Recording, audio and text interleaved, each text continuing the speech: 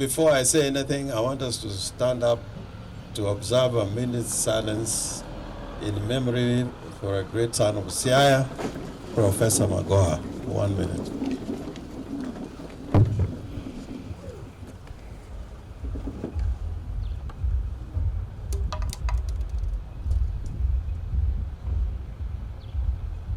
I thank you. Thank you.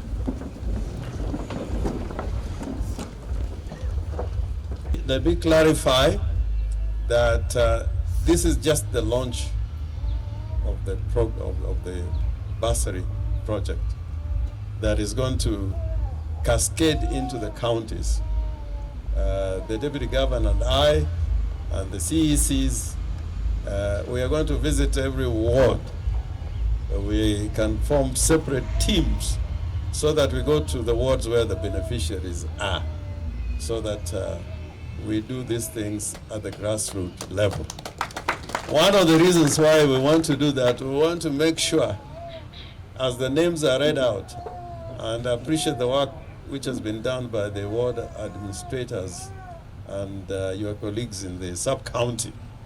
It is one of the ways for us to determine whether or not in any particular ward it is the needy students who have received or who are going to receive these scholarships. Because a good thing can turn up to be a very bad thing if the people who deserve do not get bursaries. So I want to alert you that this is just the opening, launching event, but we are going to come to the sub-counties and the wards. And hopefully we are going to be accompanied by the county assembly members, Waishimiwa. I am encouraging that the final list of beneficiaries in every ward should be countersigned by the county member of the county assembly, and if not, his representative. Yeah, I'm saying this because I'm saying the county assembly member for very good reason. Until we reach a level where people have confidence that these bursaries are reaching the deserving cases, we want accountability to be borne by the county government, the county officials, but also the members of the county assembly to help us bear that responsibility, so that no one person, like the chairman of NAD, the executive secretary of NAD was saying, no one person gets double or triple bursaries. And we don't have also a situation where somebody has got 3 names, James Orengo Genga, Gengorengo. so that I get is the same person but using this 3 names, but the surname is different every time they make an application.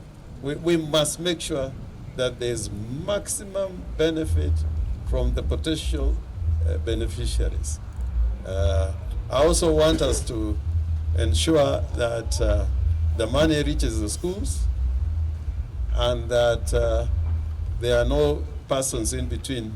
For example, I know a particular case where a student in my neighborhood, in where I come from in the home, he got a bursary for 20,000 shillings. It was to go to a boarding school. And he was told, we are going to accept your check if you give us 3,000 shillings. So you give 20, but in that 20 you give 3,000 shillings for even that check to be accepted.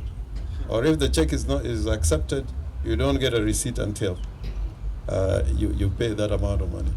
And this goes to what the Deputy Governor was talking about, integrity and accountability. If we do it well, even if it's 10 million shillings as it's done well, people will appreciate. Even if we increase it to 300 million, but it doesn't reach the beneficiary, it will not be well received. But I want to say that 75 million shillings to go across the entire county, that may not be sufficient to meet the requirements of the needy in our society. And we know in Siaya, education must become an important pillar, as education is an empowering tool. We don't have any other commercial or economic activity that can make a difference in a big way until probably we manage to execute some of the programs we have under the Nyalore manifesto. So I hope and trust that in the next financial year, 2023, 2024, we are going to be able to increase the basket for education. But I will only be inspired to do so if the rightful beneficiaries get the money. Thirdly, and I'm going back to the issues raised by the stakeholders, our sponsors, if I may put it that way,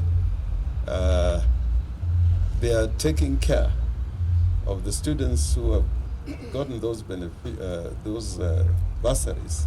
And Elizabeth has said it herself, that sponsorship involves not only school fees, but also transport, uniform, from now until university.